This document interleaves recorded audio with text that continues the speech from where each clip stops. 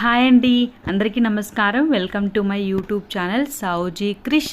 మనం daily stories చెప్పుకుంటున్నాం కదండి. ఈరోజు కూడా ఒక మంచి స్టోరీతో నేను ముందుకు వచ్చానండి. తప్పకుండా లాస్ట్ వరకు వినండి. స్టోరీ పేరు వచ్చేసరికి నోరు మంచిదైతే ఊరు మంచిదవుతుంది అండి. స్టోరీ పేరు రచించిన వారు నారంశెట్టి ఉమామహేశ్వరరావు గారండి. మనము ఈ సామెత ఎప్పుడు వింటాం కదండి, నోరు మంచిదైతే ఊరు మంచిదవుతుందని.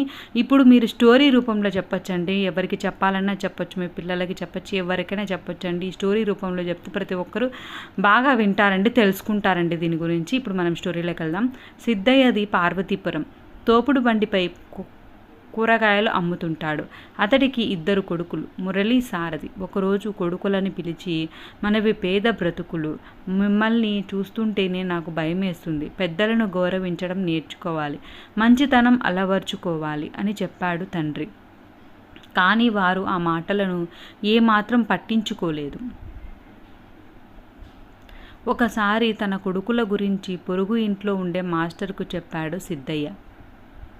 వారిలో ఎలాగైనా మార్పు తీసుకురావాలని కోరడంతో ఓ ఉపాయం చెప్పారా మాస్టర్.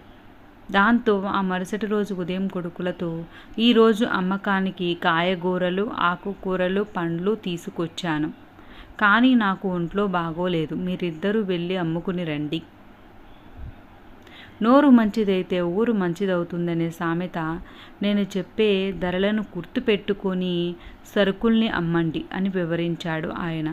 సరేనంటూ ఇంటి ముందున్న 4 చక్రాల బండితో కదిలారా సోదరులు. కూరగాయలు, ఆకుకూరలు, పండ్లు రావాలమ్మా, రావాలి అని అరవసాగారు. కొందరు మహిళలు బయటికి వచ్చి ధరలు అడిగారు.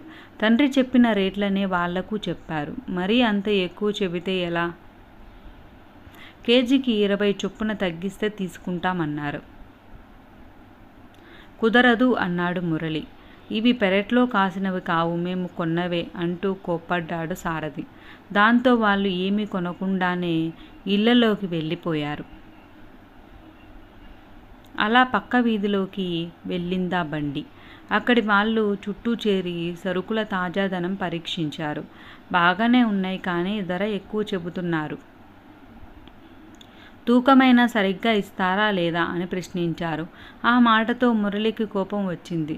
నువ్విచ్చేది అసలు నోటేనని నమ్మకం ఏంటి అన్నాడు టక్కున.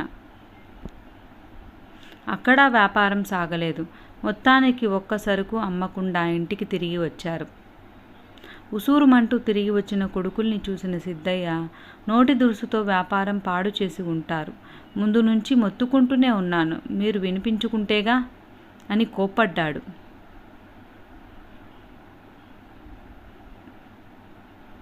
అదేం లేదు నాన్న, నువ్వు వెళ్ళినా అమ్మలేవు, వాళ్ళెవరూ కొనే రకం కాదు అన్నారు కొడుకులిద్దరు.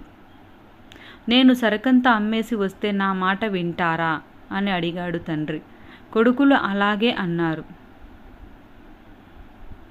తను ఎలా అమ్ముతాడో చూడడానికి దూరంగా ఉండి వాళ్ళని అనుసరించమన్నాడు. ముందుగా సిద్ధయ్య ఒక వీధిలోకి వెళ్ళి కూరగాయలు, ఆకుకూరలు, పండ్లు అంటూ అరిచాడు.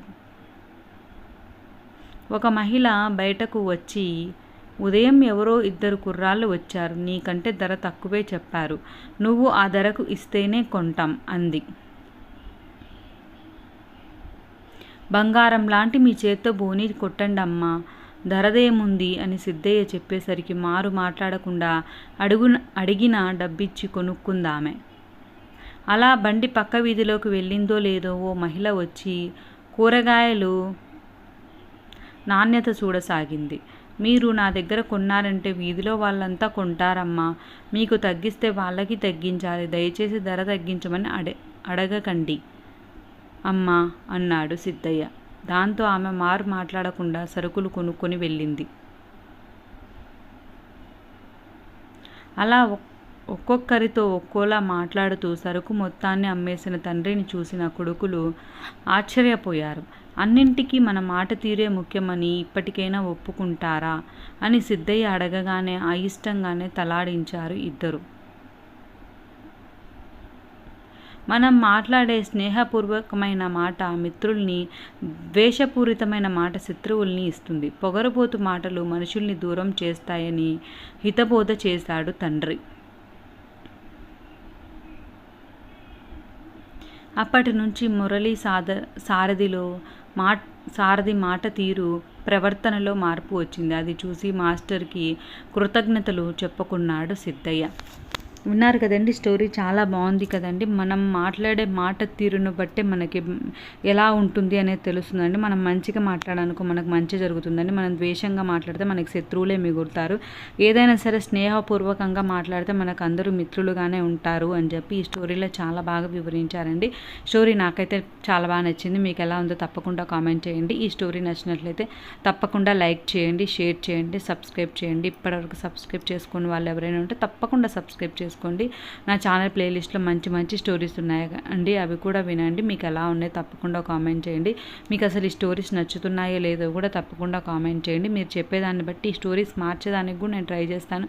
వేరేవేమైనా చెప్పేదానికి కూడా ట్రై చేస్తానండి. తప్పకుండా ఈ విషయం కామెంట్ చేయండి. Thank you.